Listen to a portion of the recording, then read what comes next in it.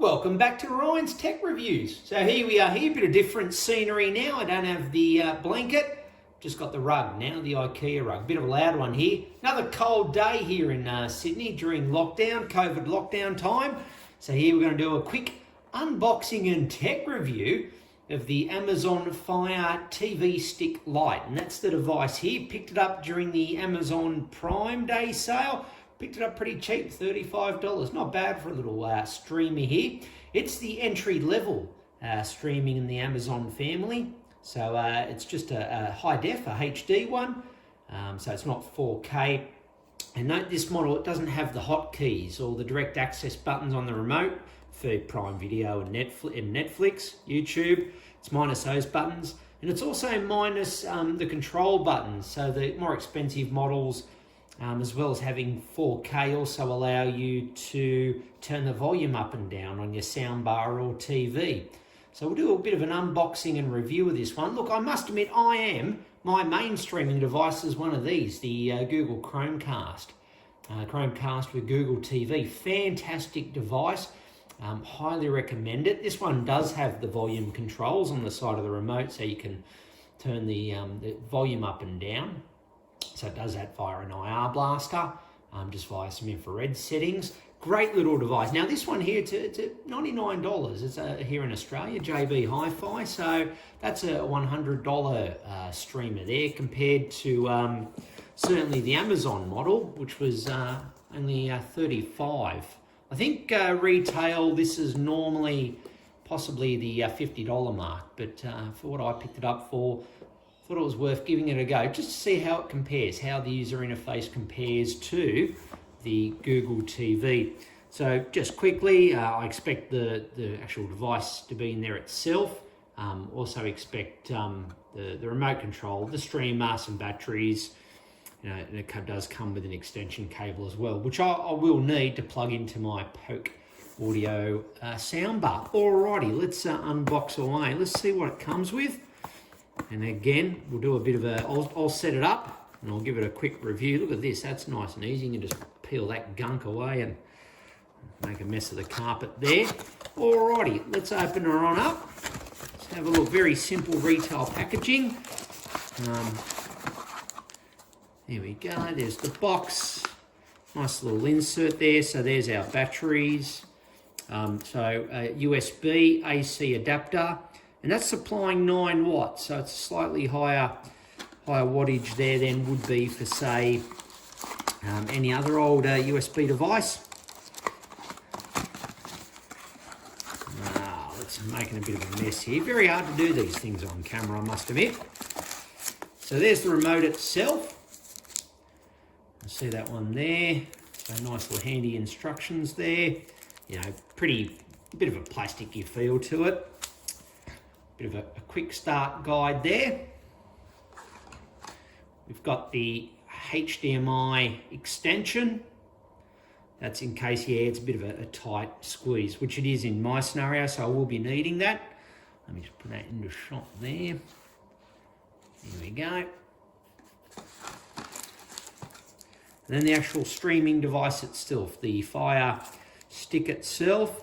And it does warn that for best performance to use the included power adapter and USB cable, which is what we'll be using. Over there. And then of course we have the actual USB power supply cable itself. So that's it really. That's really all you get in the batteries. They'll undoubtedly be those Amazon Essentials one, Amazon Basics, that's them, the Amazon Basic batteries there. So let's go ahead, there it is all there. Let's go ahead, get it set up and see what $35 gets you as far as a TV streamer is concerned. And that's delivered as well, $35 delivered. Let's see what that gives you and see how it performs compared to my existing Google TV. Let's go ahead, get that set up now. Alrighty, there's the Fire TV Stick set up. You can see that there. Next to my existing Google Chromecast, Google TV, or Google TV with Chromecast. Very confusing title for that new one. And they're both just plugged into the back there of my Poke Audio command bar, which does feature Alexa, which is built into it there. Alrighty, so that's it plugged in and ready to get going. So let's have a quick review and a bit of a comparison with the Google TV. Alrighty, so here's the Fire Stick TV home screen, which you can see there. By the way, the remote, just my initial thoughts or comments on the remote, it's a very solid device. Look, it is probably on par with the Google TV remote. They are both kind of solid little units, or maybe this one feels a bit more well built, a bit more not as flimsy, if you like. It does have the built-in Alexa microphone, so you can see there that if I press it again, it does prompt Alexa there at the bottom, so you can send it commands. As far as the operation, yeah, it's quite zippy. Again, you know, comparative with the Google TV, you've got all the common apps there. Well, certainly all the apps that I'd be using. So the free-to-air TV ones. It does have a built-in internet browser as well. That's kind of handy, I suppose, although really of limited use in my circumstances. But you could do some basic web surfing there. Doing the setup or signing into the apps is very straightforward.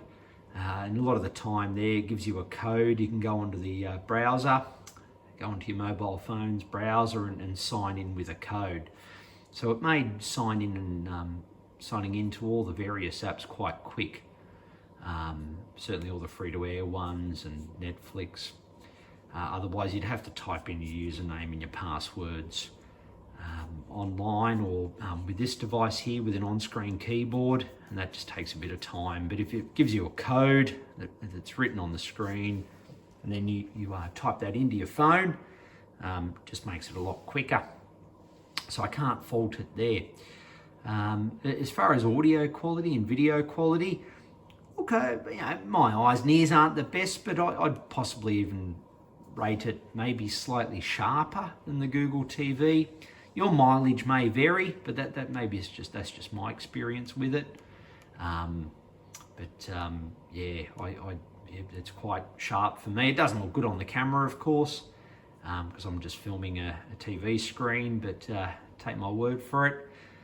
To my eyes, it looks very good. Some of the load times of the apps are a bit slow. So you saw there the Channel 9 app took a while to load there.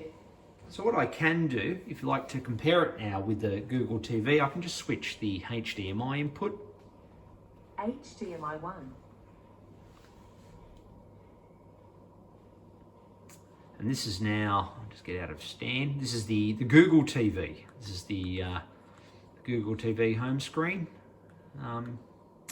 This probably feels a bit response-wise, probably a bit zappier, I should say. But let's say if I go into 9 now, like we did with the Fire Stick,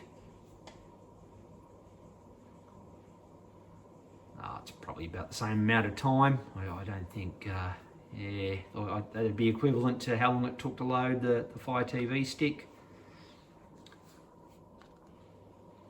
But again, if I jump back HDMI 2 to the Fire TV stick, we'll press the home button there. You can see it has a, it's got a find option. So if I press documentaries,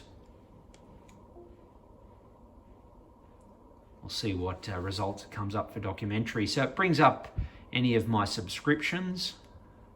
So Netflix, there's the Netflix ones, the Grand Tours obviously on Amazon Prime, which I'm also a member of.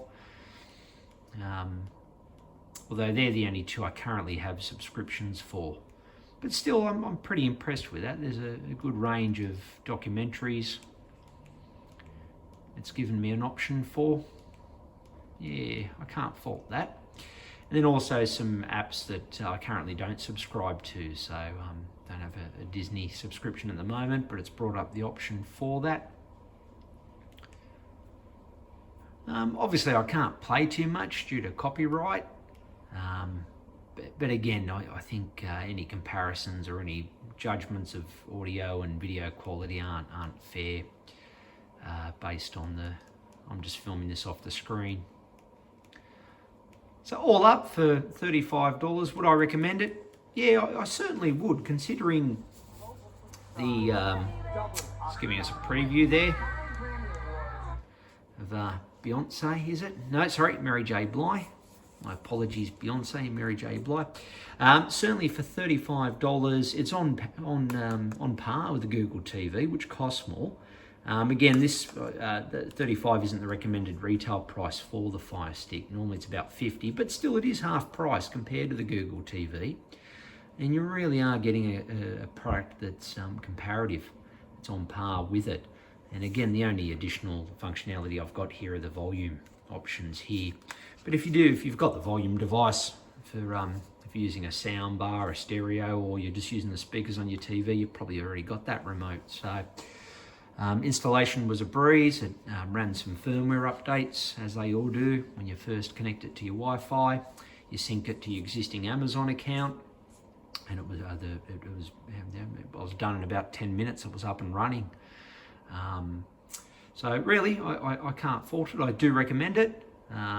If you are looking for a cheap streamer, certainly anything under $100, this would be the way I'd go.